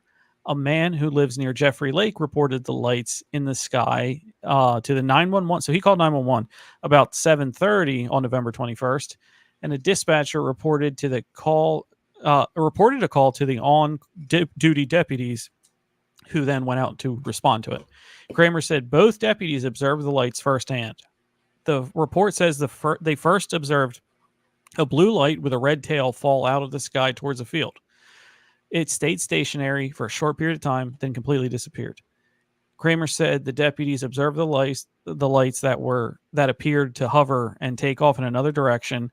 He said the deputies reported that they saw more than 3 lights together at one time and that no sound was coming from them. He also said the deputies that the lights were going too fast to be helicopters, yet too agile to be jet aircraft. The lights were reported to be blue-white. And the deputies also reported that one of the lights would occasionally drop directly down towards the earth and suddenly rise up to the sky again, going in an ground to sky fashion rather than flying across. The deputies observed the lights in the southern sky for about 15 minutes before they suddenly darted off and disappeared. Kramer said one of the deputies managed to get a picture of the lights shot with a camera through his night vision goggles, but the pictures didn't offer much as evidence as it's very grainy and the lights appeared very small. Others at Lake Maloney, which is locally nearby, reported seeing unidentified lights in the sky. And dispatchers were also alerted to lights over at the Denver International Airport. North Platte is like on the Colorado border, so it's actually not that far away. And they said they radio monitored activity at 14,000 feet. So below jet aircraft travel lanes, but pretty high up there. The deputies reported the lights much lower than that in the sky. The manager of the North Platte Regional Airport said the dispatchers called him at home to see if he could shed any light on what these lights could be. He said that Lee Bird Field has no radar, so the actual ground has no radar that could offer any further information. A spokesman for the National Weather Service office in North Platte said their radar rarely picks up any aircraft or UFOs. He said no one noticed anything unusual on the radar November 21st. So the radar that was picked up at 14,000 feet, I think let me clarify that. There was nothing at 14,000, or they could only pick up at 14,000 feet and above. Okay. North Platte doesn't have, this is in 60, so they don't have a radar at their local small, regional aircraft. And nearby places did not pick anything up on radar. So that was the start of a crazy series of 5 years or so coming up. So in North Platte, in June 17th, 1978, I think I said 64. You Yeah, did. but this is 70. It was 70. In June 17th, 1978, numerous witnesses reported an object hovering in the sky more than 1 hour. So these aren't these little lights, guys. These are in the air for a long period of time. At approximately 11 p.m., and the witnesses made numerous police reports about the encounter. 1 year later, August 25th, 1979, two friends stargazing, 10:30 p.m. We're checking out a clear sky, the Milky Way in a clear sky. He saw tall, dark objects about the size of 3 football fields, so pretty big, all traveling together extremely fast, bolted from the northern view of the Milky Way to the southern view in under 10 seconds. Wow. The friend pointed out that him and his buddy then saw them too in a neighboring town.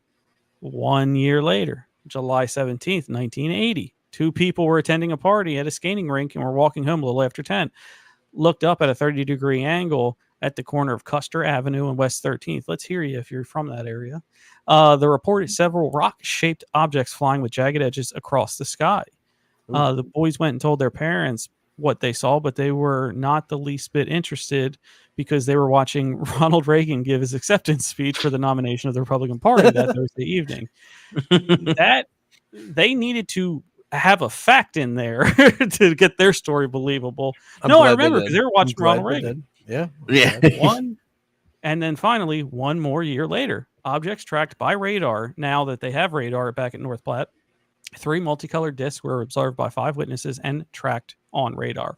All of this happened in North Platte, Nebraska, over the late 70s to early 80s.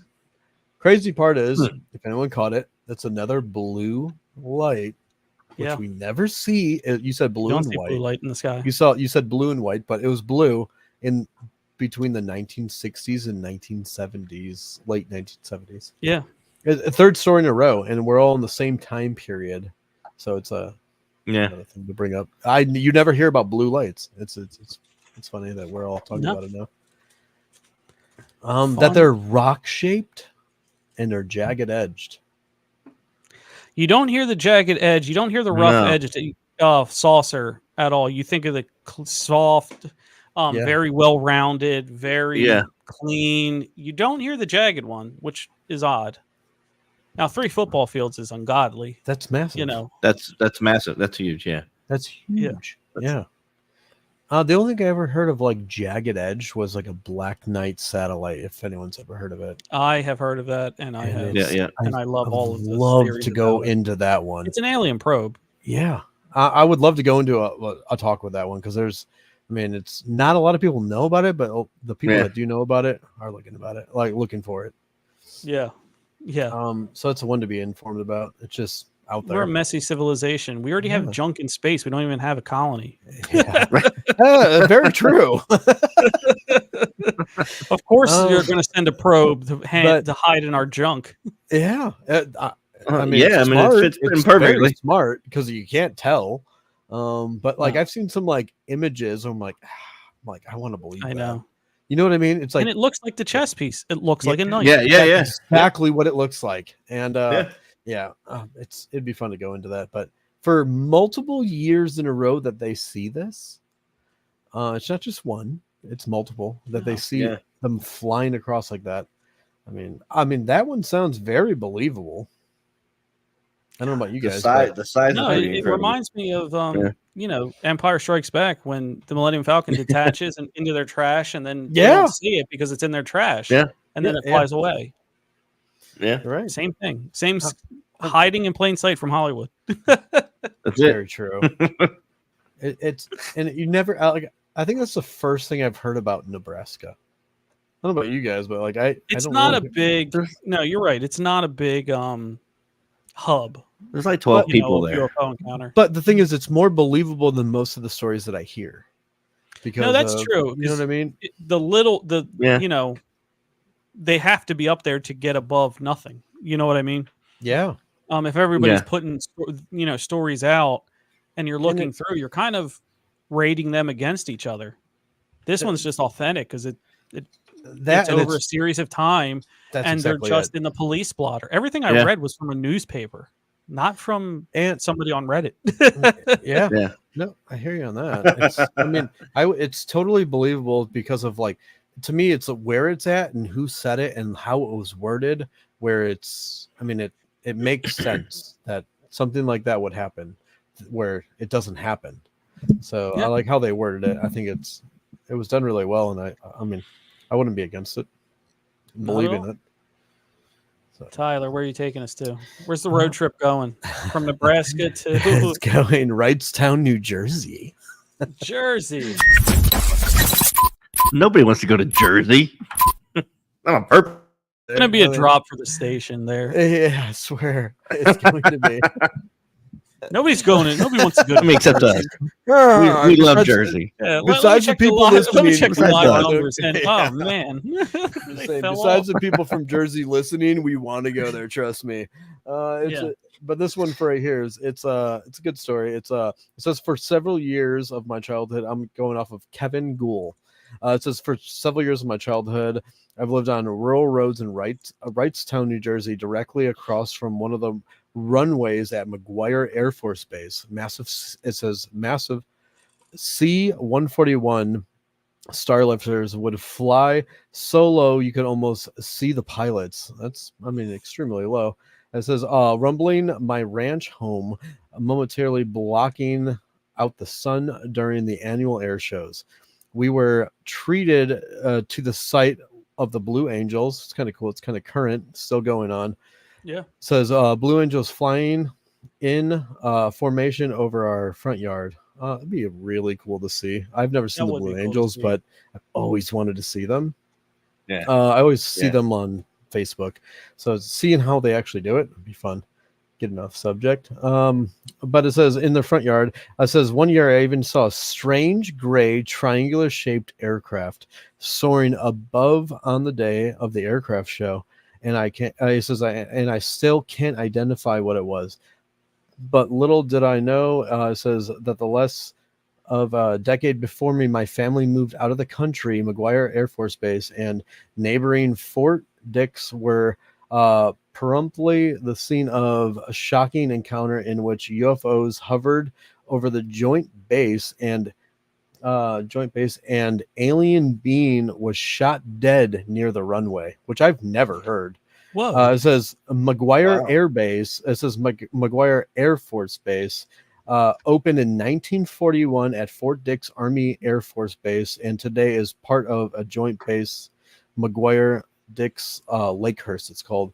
So as the story goes, in early morning hours of January 18th, 1978, multiple UFOs were spotted over McGuire Air Force Base at Fort Dix. With Fort Dix Military Police and New Jersey State Police responding at the Air Force Base, pilots approaching McGuire and observed the disc over the base and radioed the control tower operations who could see the UFOs out of their windows and track them on radar. One Fort Dix MP, John Samuels, gave chase to the object that hovered lower over his patrol vehicle. He described the UFO as a featureless and oval-shaped emitting blue and green glow. That's another There we one. go. That's really weird. All these stories over Fort Dix training area. The area adjoined and disused runway at the back of McGuire Airfield, not far from Gate 5 on Brody Road as it intersects with Texas Avenue. So suddenly a strange being appeared in front of Samuel's patrol vehicle. It was 4 feet tall, gray, brown in color, with a flat head, long arms, and a slender body. It appeared to be nude, and its skin looked hairless, wet, shiny, and snake-like. Panicked, the officer fired 5 rounds of his .45 pistol into the creature. It says he also shot a round into the UFO, which fled straight upward, joined with 11 other in the sky. Multiple witnesses at the base saw the UFOs, which initially flown in a tight formation before dispersing different directions. It says the mortality injured being into the he fled into the woods, scaled the fence separating the bases. Several patrols had rushed to the scene by the point. It says by the point they found that the being has expired near the old runway and a defunct New Jersey Air National Guard hangar on McGuire Air Force Base. The dead was being said to be given off a bad stretch. I don't know what that meant. Like, off a bad stench, like ammonia. Stench? So I guess he smelled like ammonia. It smelled like ammonia. I've never heard that before. They peed on him after they killed him. Guaranteed. It says MPs roped off the area. At the Air Force Office of Special Investigations took over. High-level blue berets quickly imposed a curtain of secrecy, which at least a dozen guards armed with M16s surrounding the ropes, and it says bearing anyone but top. It says but top brass and base photographer from approaching later that day. It didn't make any sense. A team from Wright-Patterson Air Force Base, long rumored to be depository from the top secret UFO evidence, arrived at C-141. Personnel laid the strange body in a wooden box and utilized a portable tank to spray it with a clear liquid. They placed the box in a larger metal container, loaded onto an airplane, and lifted off to return to the Wright-Patterson. It's really weird. That's a really weird story. Jersey, good job. You came across with a good one. Well, the first one's to shoot at one. Yeah, I showed that. That's exactly what it reminded me of. With a grayish brown. Yeah. And the thing is that I've never heard of this story, and that's why I had to say it. The fact next to the state, I never heard of that one. And the fact that the officer laid 5 rounds into him and then shot the UFO, like, I mean, you don't hear that first off. And the fact Texas, but the fact is that it was. They'll shoot anything in Texas.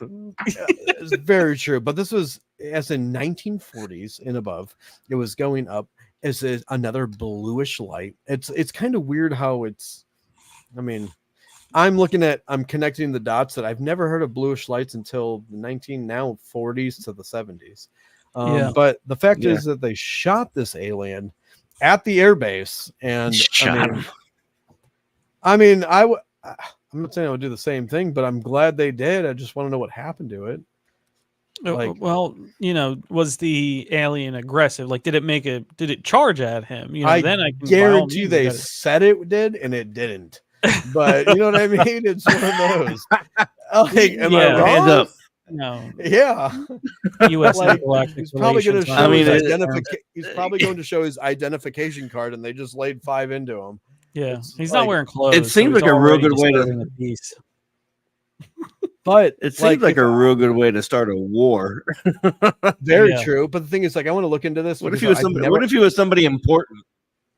Very true. Oh, yeah, you're right. A colonel, or it could have been anyone. Yeah, like he was out with his buddies and got drunk and ended up over here, and now he's out of the spaceship and we're shooting him. The fact is, it's so detailed on what they did and how they did it. It's like I don't hear anything about this, so it's very detailed, especially for being over there. I mean, if it's a military, police, law enforcement encounter, that's where you're going to have that. though, Mhm. detail where you're not going to have it with some For of the ones sure. I've reported of people just And this is what I saw and that's what it was, and that's it's not that. even like Yeah. the Army or Air Force personnel. It's civilians that said this. So Oh. multiple people witnessed it. It wasn't just one; it was multiple. So it's it's kind of one I want to look into. I mean, that's eventually. where you got to start to think like when multiple people are saying the same thing Yeah. without Mhm. talking to one That's another. it. You got to start to believe that stuff. And what you talked about with the description of this dude, this alien, it reminds me of the stuff that happened in Virginia where they had that ammonia smell and they had that slimy type of skin, and unfortunately a Mhm. military man touched it and died. And Really? because it was an Wow. injured alien and he picked it up and he put it in the back of a truck. Mhm. Something as simple as that. He died a few weeks later of it's not correct, but it's sort of like an autoimmune infection where his body was Mhm. killing itself, but nothing was there. Right. I mean, It's like like all it the was white trying to get blood cells are gone in his body, and it's just his body's attacking himself. it's attacking itself. And that's Yeah. how he died. And it got to the point where that just machines were keeping him alive. You know what I mean? Because his body's fighting his own body, and he eventually died. There's a wonderful documentary about that. It came out like 3 years ago. If you ever seen it, I don't What's it forget called? which Wow. platform, but it's Moment of Contact, I think it is, and it's about that case. I'm gonna Wow. watch that. I haven't seen it. Yeah, that they call it Brazil's Roswell. And of course, Mm. US comes in and takes it at Okay. the end. So Oh, yeah. Of course they do. The only thing But I've seen, like the whole thing's crazy. It's a wild something- goose chase because one alien runs away from the ship and they have to look for it. really, the only Right. thing I've seen, like in America, and I think it was in Florida actually, is when some guy got in contact with an alien, and Ian knows this one. The guy lost like 100 pounds, still lived, and his skin Wow. was coming off of his muscle. Remember that, Ian? We talked about this in a podcast. Is that like radiation? I think we then? talked Is that about what- I think we talked about it before. So, and the That's guy what could, like pull his that's what it skin. sounds like. Yeah. The guy pulled his skin off of his body, like not like you could do just like an inch. This guy was doing like 6 inches, and So it's like like, a shirt type of thing. Yeah. Like you could pull oh his yeah, skin that's like a shirt. exactly Yeah, how yeah, it was. exactly. Ugh. And the Yep. guy almost Right. died. Yep. He was told that he was gonna die. He lost like his hair. He lost like 100 pounds. The guy was like, it was like 90 pounds after this, and he just all suddenly came back from it out of nowhere. And it was after he had an alien contact, so it's like kind of similar in a way. And it's like it's not impossible because of like now it's multiple stories that kind of seem like the same. Someone lived it and someone didn't. Like Yeah, outlived it, I should say. Wow. that's a wild one. Jersey stepping up to the plate with our first alien death. Yeah, Wrightstown, New Jersey. If anyone wants to look The- into it, at the yeah, airbase. First shooting that we've heard about. It's at McGuire Air Base, so it's definitely look into it if you guys want to. we got 9 in, and it only took 9 to get to our first American shooting of an alien. Oh my god! You would think that would have been in the first one because I know Americans and we want to shoot things and we ask questions Yeah, later. That's very true. That's very true. That's very true. I mean, yeah, I don't know what to say about Yeah. that, but Yeah, like, I I don't don't know am I anybody that wouldn't shoot an alien if it landed. am I Like, impressed or I'm We're not shocked. surprised. I'm not surprised. Like I'm not one of the ones that would Oh, shoot man. it. I want to know about it. It's I'm one of No. those. I hear you. But Pass- with I wouldn't this- shoot it for the simple fact that who knows what it's going to trigger. You know what I mean? Like, or what it's Yeah. going to give you that I don't would want- benefit you in life to maybe last forever or long. Like you never know what's going to happen. yeah. Yeah, I just But, want to piss I it mean- off because if I shoot it and don't die, I got bigger problems. yeah, that's true. Very true. But yeah, Could have some shield, some force field. You don't know. yeah. yeah. All right, where are we going, Ian? So Ian, Now, where are we now it's going? mad at me. We are going to New York. Oh, okay.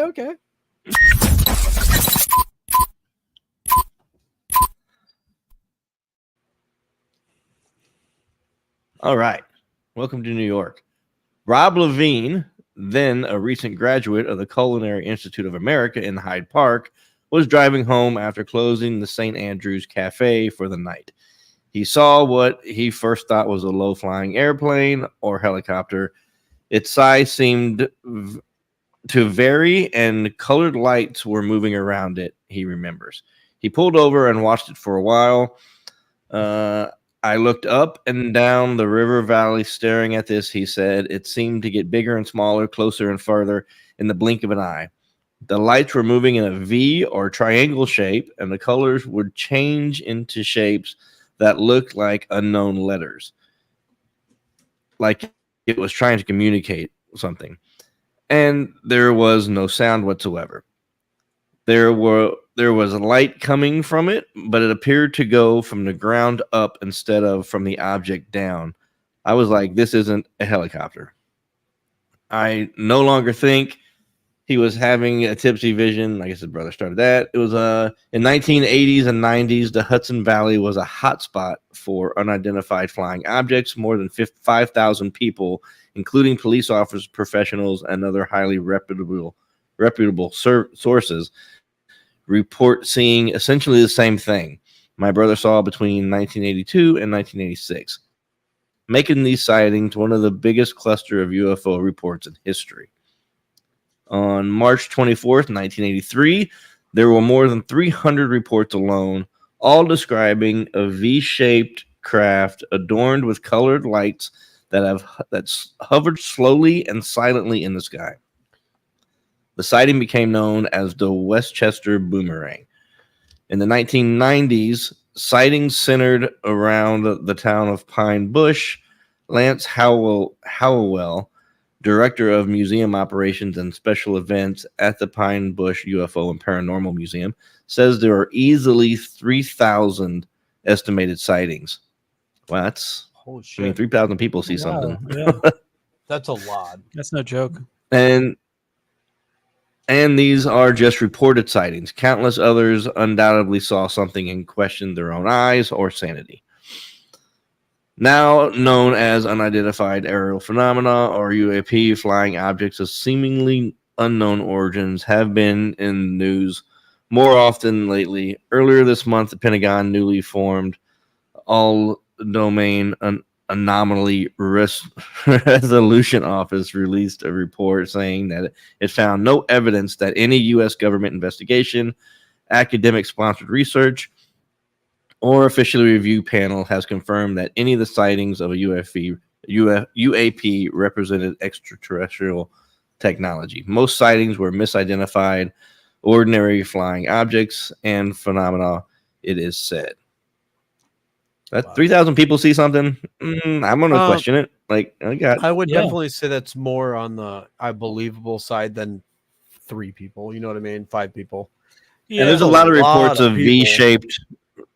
V-shaped, And that was in the crafts, 80s, you reports said, of those. right? 80s That and was in 90s, yeah. 80s and 90s. And that's when we don't have drones, so you can't even think of drones. yeah, at you the can't. point. Yeah. Like, you can't think of anything with that kind of shape. And that's where it's, I would think right off the bat, UFO. Like, you can't Yeah. make that shape at that year. You know what I mean? You couldn't.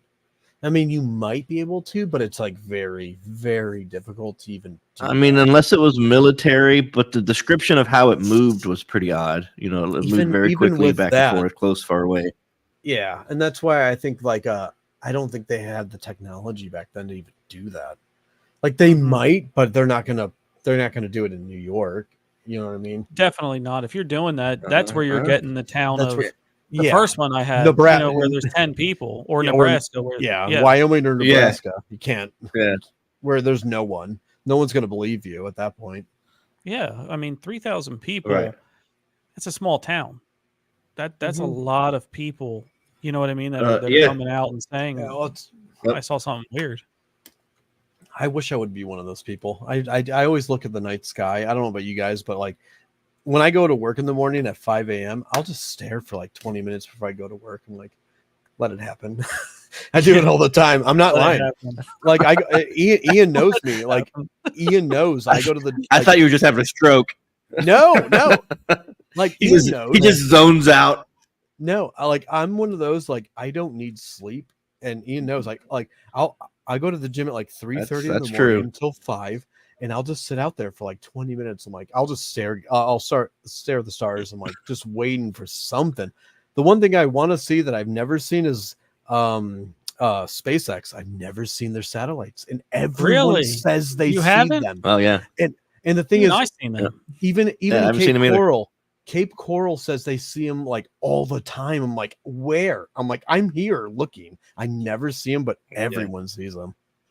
And it sucks because I'll stay out there and I've seen satellite. I mean, I've seen the space shuttles launch and I see them separate. I'll watch the whole thing. I'm like, that's so cool. But I'm waiting for the one time I see that one thing that no one can explain. Sucks. So if you satellite map.space has the Starlink satellite tracker. So you put satellite map.space. And so on there you'll be able to get an upcoming date and time of visibility for you. So if you wanted to take the magic out of it, I guess, by all means go ahead and see when it's going to come to your area. But I'd want to do it. It does do areas. You know Yeah. what I mean? So if you miss it and say you had rain or something, unfortunately you have to wait till the next go around. You know what I mean? And all that. That's actually really kind of cool. Like, if you can send me the link or remind me later, because I do want to find it organically. Where I'm like, oh, that's so cool, and instead of expecting it to be there, but I do want to see it. I've never seen it over the years, so upset that I haven't seen it firsthand. But you know what I mean? I want to see it on my own. It's one of those. It's like I'd rather just like, holy shit, and I'm getting excited and want everyone in my house to go outside to look at it. Because I'm one of those nuts. But no, make them. Yeah, you have to. You got to, you have to deal with everyone else's stuff. Yep. You got to let them deal with your stuff for once. No, I'm kidding. Very true. Very true. Well, wow, great one. Great story there. Let me get into you don't ever hear of the triangle shape or the V shape anymore. And no, you don't hear about them all the time. You don't. And and we'll actually get into that to the next one about different ships over the course of time. But we're going to go to our tiniest state.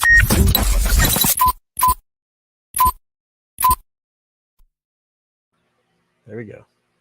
Littlest one. All right, we're going to head over to Rhode Island. This is June 10th, 1967. Harold Trudell etched his name in the annals of lore, annals, not anals, of UFO lore with a series of photographs that captivated the curiosity. That's a different story. That's a different 5-week special. That's for the paid podcast. That's a paid. A series of photographs that captivated the curiosity. That's subscription based. Yeah. The Oracle Talk Radio Network, now on OnlyFans. Trudell, a man who claimed recurrent encounters with unidentified flying objects, decided this day would mark a pivotal moment in his quest to provide tangible evidence of what he had witnessed. His preparation and patience culminated on an encounter on West Rantham Road in the most Rhode Island name I've heard, East Woonsocket, Rhode Island, yielding some of the most intriguing UFO images of the area. The day was like any other on the quiet outskirts of the town, with tranquility in the midday sun casting a serene glow over the West Rantham Road. Trudell aimed with his camera and positioned himself, hoping to capture evidence of the extraordinary. His previous sightings had prepared him for this moment, yet the anticipation to come was filled with palpable excitement. As minutes turned to hours, the ordinary sky transformed into a stage for an extraordinary event. From the obscurity of the clouds above, a UFO made its descent, positioning itself above the power lines that stretched across the landscape. This craft, unlike any conventional craft, hovered with an eerie stillness, presenting Trudell the opportunity he had been waiting for. He had taken several photographs of this on that June day and would go on to be some of the most scrutinized and discussed pieces of visual evidence in UFO research. Critics and supporters debated the authenticity and the implications of the images, asserting that some would provided irrefutable proof of extraterrestrial visitation, while others sought terrestrial explanations for the unidentified object.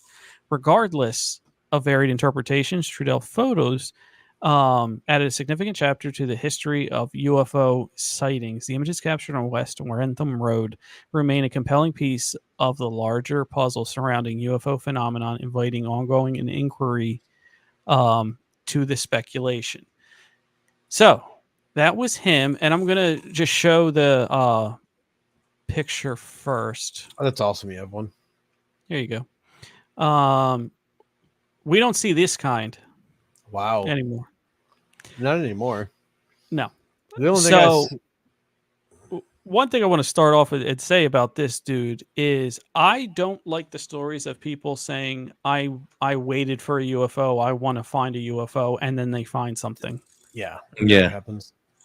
It's almost like the babe calling a shot. I don't know if that ever happens. When you Yeah. look for something, you're less likely to find it in this realm, right? Yeah. So, and with that I will one start off picture, with that one picture on the right, you can see a specific line. I don't know about you guys, but if you pull it up again, you'll see on the right picture, there's a line going down to the ground. And I don't know if you guys see it. No. Yeah, you'll see it specifically. I would like to believe it, but if you look on the right picture, there is a specific white line that could hold that thing up. If it's yeah, so you do see it. Okay. So I'm not saying it's untrue. Maybe I can kind of see it. It's tough. It's it's to very faint, but make those out are what the it things is. that you have to look out for, as in something that right it could be. there. That's exactly it. It's not saying it's unbelievable, but I would say it's more not believable because I see that. Why is that? Why is that right there? It shouldn't be, unless you know. I'm not saying they're beaming up. It's small. Something. You can tell it's small based on the power lines. Yeah, that's exactly Yes.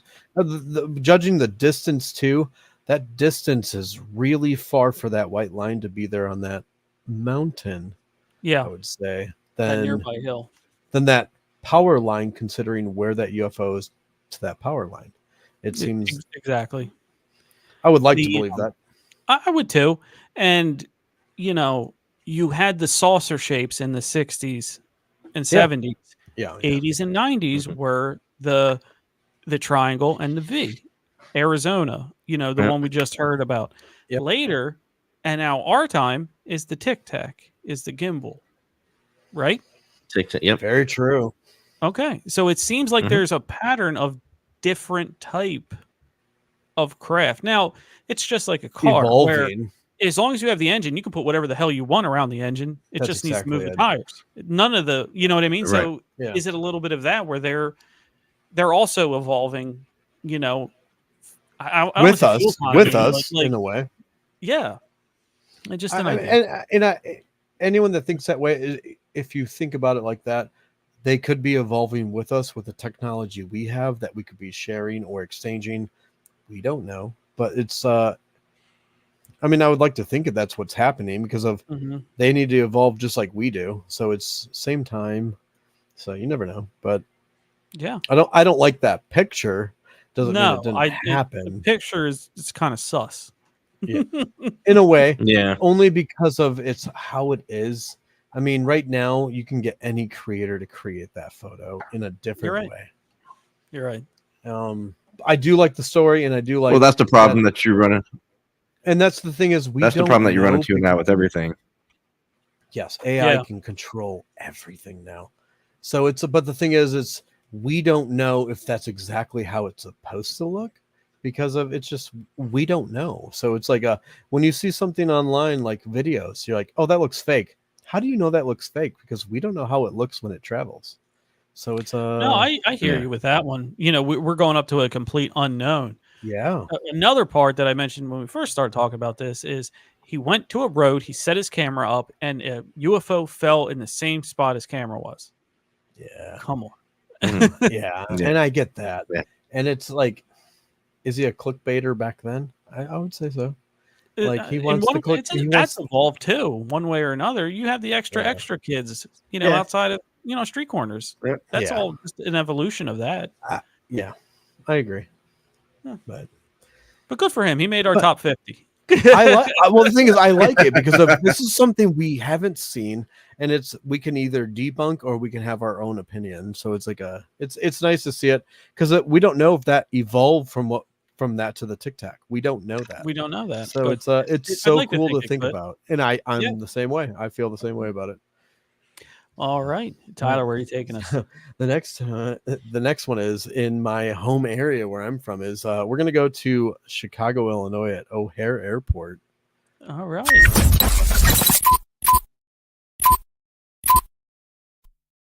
I don't know if many people have heard about this, but since I'm from there, and I mean, it's a huge airport, O'Hare. It you can says imagine. yeah, and if you haven't traveled there, I mean, that airport's crazy. Yeah, it's the Chicago Airport sighting. So if you haven't heard of it, it occurred in November 7th, 2006, around 4:15, when 12 United Airline employees and a few witnesses that weren't a part of any of the airport or any of their staff witnessed outside O'Hare Airport International reported a sudden UFO sighting. The Federal Aviation Administration refused to investigate the matter because of an unidentified flying object. UFO was not seen on radar. It said, instead of calling a weather phenomenon, but everyone saw it around the airport. Mm. It says the sighting says at approximately 6:15 Central Time, as in it's going off military time, on November 7th, 2006, federal authorities at Chicago O'Hare, International Airport received a report that a group of 12 airport employees were witnessing a metallic saucer-shaped like craft hovering over Gate C-17.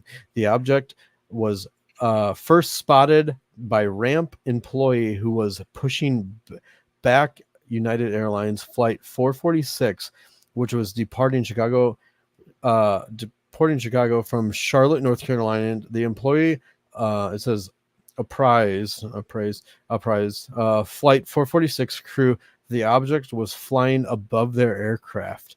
The object was also witnessed by pilots, airline management, and mechanics. No air traffic controllers saw this object, as it did not show up on radar.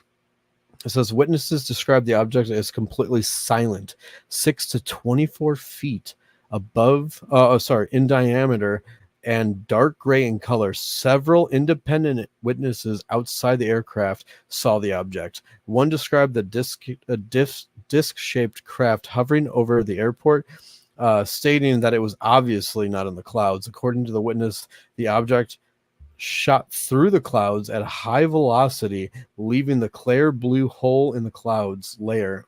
That's where how they put it. The hole reportedly seemed too close itself shortly afterward.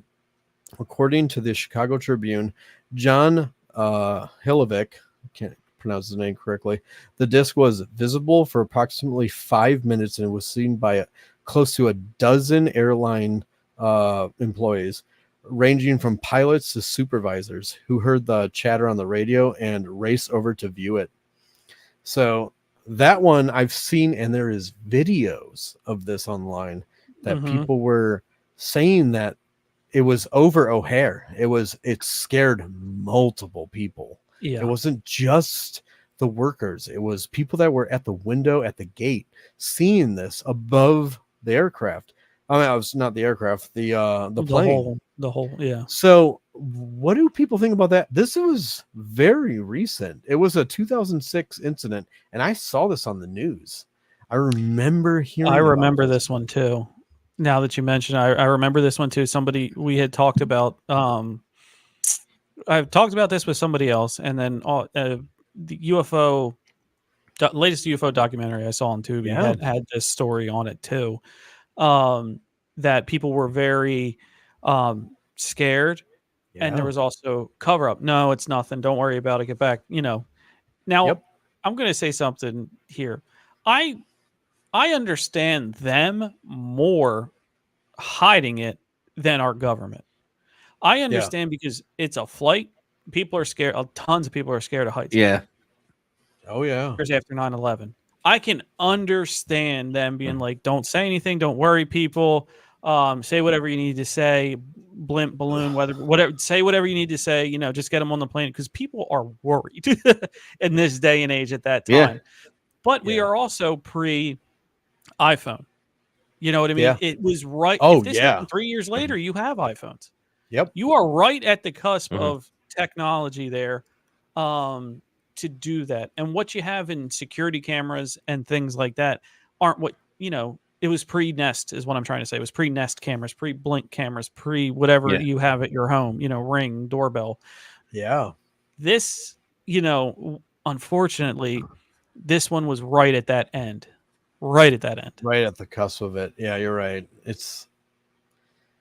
I mean, for that to happen and so many people to see it, and it's believable. I believe that one out of, I think, all of them, because of it's an international airport. And when you have multiple people saying that they saw it, supervisors, the pilots themselves see it, and witnesses from the terminal. It's like you can't really dodge that one. It's like they just buried it in the news. They didn't want it to come out, but You have to report it, but you can bury it. yeah, And a lot of stories do. Oh yeah, Friday all news of them. dump. I Everybody feel like I knows saw the story somewhere as it was happening. I don't know if it was on the news or what, but yeah, I remember the story happening. Yeah, I mean it's a very believable one to me, only because of if you know the people like I'm from Chicago, those kind of people, they don't have those kind of stories like that in Chicago. They don't. I can imagine them being a more especially- serious crowd. They're not going to just say something like that. They That's what I would wouldn't imagine. consider, and that's exactly it. They don't have that in them to say a lie like that, and there's multiple people. Yeah, saying Midwest, down to earth Yeah. type of, that. and that's what it is. Yeah. But if we're gonna do, I mean, we don't got much longer, so if we do speed rounds and get through the next, I think we have like 3 or 4 of them. I don't think we it's gonna have make it. 3 Mine's left. pretty long. Is it? Yeah. Yeah. Unless we have to make it off, and we can do a speed round. I mean, we can just add an extra one on our next visit, but Yeah, whatever. my next one's pretty long too. Yeah, you want to mine's add pretty these long, on to so- next week? Yeah. If we need to, Yeah, can we'll do just check yeah. one of the next. Because mine's I'm pretty down with good. that. Mine's pretty Yeah. long. All right. Well, everyone, we got through 12. We'll do another 12 18. next week then. You know what I mean? Yeah. That's no problem at all. Yeah. But stay tuned. We have a wonderful lineup coming up. You'll see Nicole in her interview. Thank you, Nicole. Appreciate the love. We'll see Nicole later today with her interview with a demonologist. That's going to be very fun and I would love quite to see that. horrifying. Yeah. That's going to be a good one to watch for sure. That's going to be a good Oh, one. yeah. But everyone, thank you for joining us on this wonderful, wonderful joint podcast between Nerd Informer and Beyond the Radar. We got through a plethora of stories, both some believable, some not so believable, but we love talking about it anyway. Only here on the Oracle Talk Radio Network. Do you guys have anything else before we hop off? As in me or Ian, or I'm good. Yeah. I would say, I mean, I'm the stories we brought up today are ones that I've never heard of, so it's really nice to get a different view of. That's true. You know what I mean? Like, it's Yeah. just you don't hear. I these, only heard so- of one, and that was the Chicago one. Yeah, and I wanted to bring it Yeah, up. no, me only 'cause too. It's my hometown where I'm like, I have to bring it up. Like, Yeah, it's absolutely. the one that is really like, I mean, it's so believable with everyone involved in that, not just. And the thing is, I believe it because of that aircraft was below radar. It's not visible. It's even to planes, even to Yeah. like you Yeah. cannot see it if you're at a certain height. So it's a. So which I'm one's not- so which one's more believable, the Jimmy Carter one or the Chicago one? I mean, at that point, I would say Chicago. But the thing is, Yeah, I both don't believable. I don't disbelieve the Jimmy Carter one because of who Yeah. he is and what. Well, you he had a lot of stood people for. see the one in Chicago, so Yeah, and it was a lot of people. And the thing is, yeah. we'll have to bring up a couple others on the next one because there's some interesting ones that I want to bring up. But that Chicago one, I think, is the most believable with current date, as in it's 2006. Yeah. You're right. It's right Yeah. before we got rid of the flip phone, like as in the razors. And it went to iPhone. And it's Yeah. the thing is, there were I so many love my people Razor. calling in. I did too. I Yeah. had one. I loved it.